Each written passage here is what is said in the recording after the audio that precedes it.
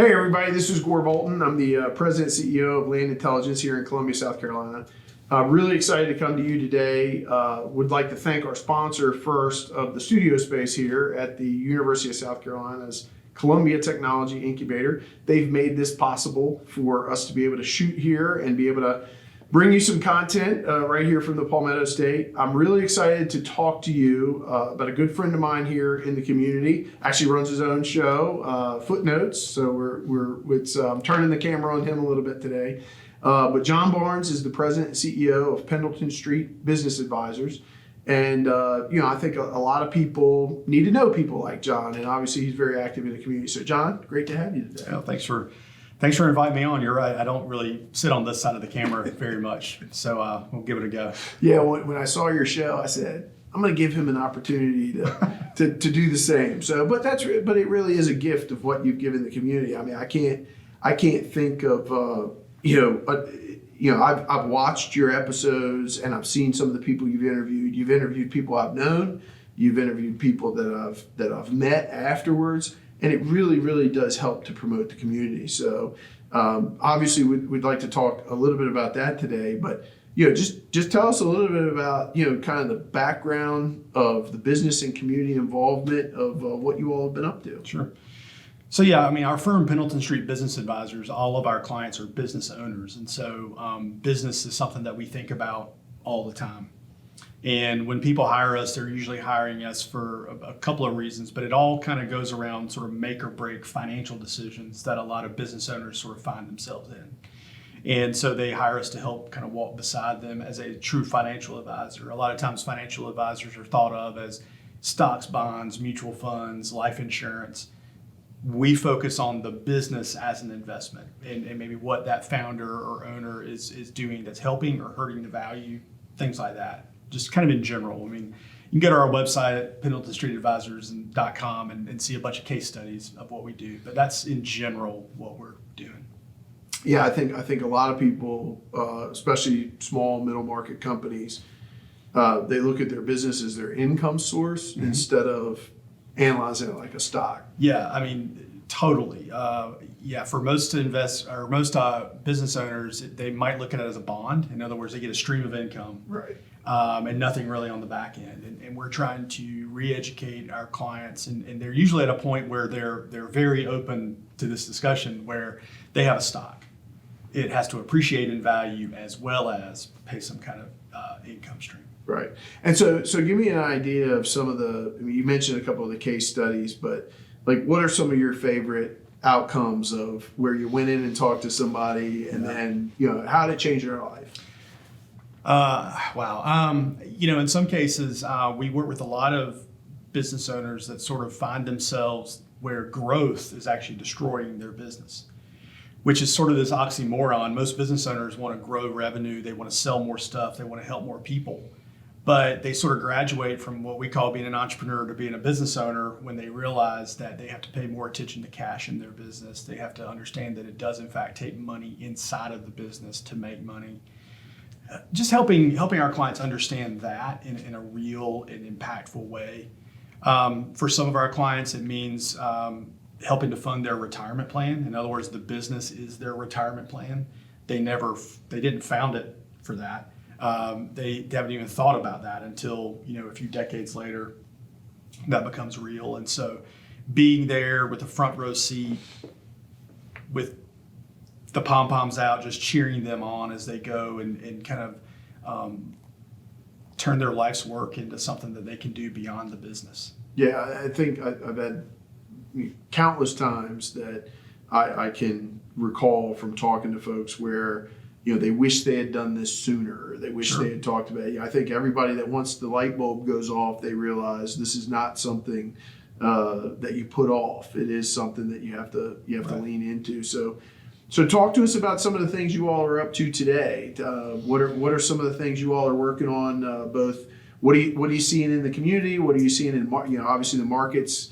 The market's always interesting to watch. The market's always going to be there. And sometimes the market is good and the market is bad, and it depends on what you're even in the market for. But I think good financial business good business financial planning never goes out of style. It's never certainly too early to do that in your business. It's also never too late, although depending on how late it is, just depends on what it's going to cost, not just our fees, but I mean what it's going to cost that owner in terms of all kinds of things, not just money.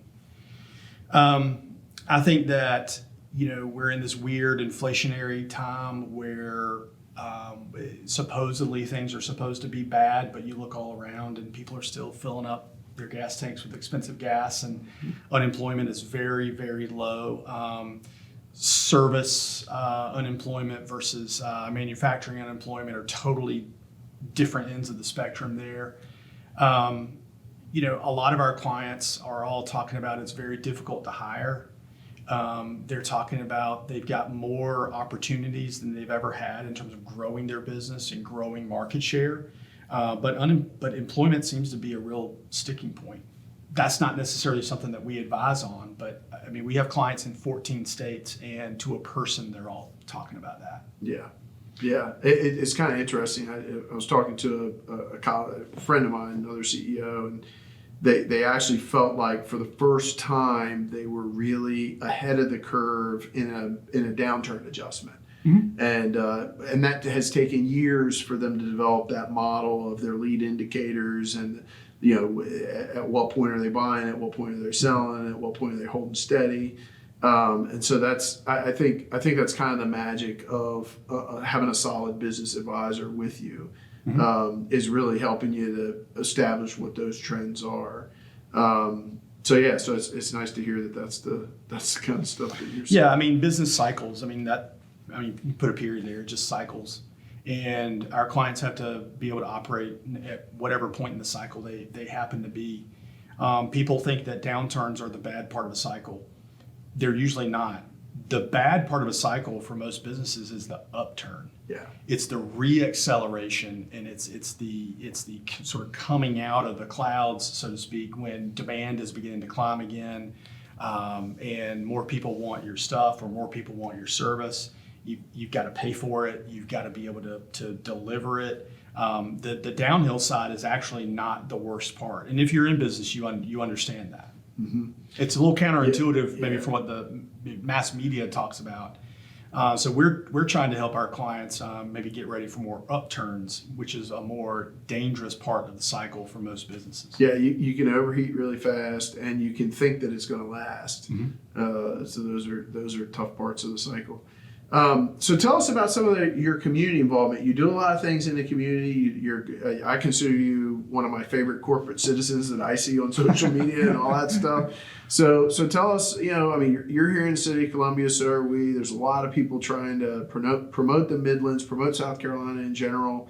Most everybody here has clients and customers, in multiple locations outside of the state. I think that's one of the interesting things I've picked up on as I've been doing these interviews is, we have so many fascinating businesses here that are earning revenue and receiving investment from people around the globe. And I think a lot of people here don't realize that. I've been blown away. I'm a South Carolina transplant. So I was moved here about 25 years ago with my first job. I'm from North Carolina originally, so not too far away. But still Carolina. Yeah, it's one of them. But you're exactly right about it. There are a lot of businesses that are doing really great things that no one knows about. Yeah. And that maybe if we were in sort of a different area, more sort of promotion or self-promotion would be happening. I'm not really sure why that seems to be sort of a South Carolina trait. Mm-hmm. It's almost viewed as being sort of impolite to toot the horn or even to let people know about good things. Yeah. Bad news always travels fast. Yeah. But I think we've got to make it so that the good news just travels. Yeah. Yeah. Because that's not really happening. Certainly footnotes is something that we're involved with. I mean, I like the way you put it. Footnotes is our gift to the community. Yeah. We do not use it to promote our firm. It is branded. Yeah. I've learned a lot over the last couple of years about the difference between branding and marketing. It is a branding exercise for our firm, but it's not a way for us to kind of sneak in a commercial. There are a ton of stories, to your point, that need to be told. And we actually started that when we were just kind of entering the pandemic in the spring of 20. Mm-hmm. We were just all down. and we thought, what can we do, not necessarily to cheer people up, but actually to kind of create some hope. Yeah. Not just the sugar high, but something that you could really, digest and could be sustainable. And so we started with stories that were sort of at our fingertips, and it's kind of morphed out from there. And we just released our 40th episode. Wow. Congratulations. Thank you. And what's cool now is people we're talking to now are because other people have suggested, like, oh, I know this person, and this is a story that needs to be told. And we're happy to spend the money for it. It does cost money to produce those things. Yes, it's But not cheap. We're happy to do that and to just give that to the community, because the stories that have come back our way of people that have been helped, even the people we've interviewed, have been helped by the interview. And that's not something we set out to do, but it's a really cool byproduct. Yeah, absolutely. Well, I think it's fantastic when, the outside world, what I say in an ecosystem is the investors, the customers, the suppliers, the community, the whole ecosystem, whether it's university, government, it really doesn't matter. They need to see that the founders are making it happen. Yeah. And that the founders are all cooperating together, cheering each other on, helping each other through problems, helping each other, on the up cycle, on the down cycle. And I think I kind of feel like a lot of times as a founder, we have an obligation to kind of tell everybody that's going to be all right. Right? Mm-hmm. It's going to be all right. And we're going to have peers in the community that are going to have huge wins. We're going to have peers in the community that are going to have huge losses. And the more resilient we are as founders with one another, really the more robust the community becomes, right? 100%. Yeah, so I really applaud that effort. And, just it's the kind of stuff that we all need to be doing. So thanks for your support and leadership in the community for that. A lot of times people will do things like that, and a lot of people don't say thank you. So thank you for doing that. Thank you. The people that you have interviewed, I'm sure it's touched. The people you still want to interview. So, and then obviously we kind of wanted to do this to focus on the founders themselves. So tell us a little bit about that journey for you. Well, I guess in a way I was sort of almost an accidental founder.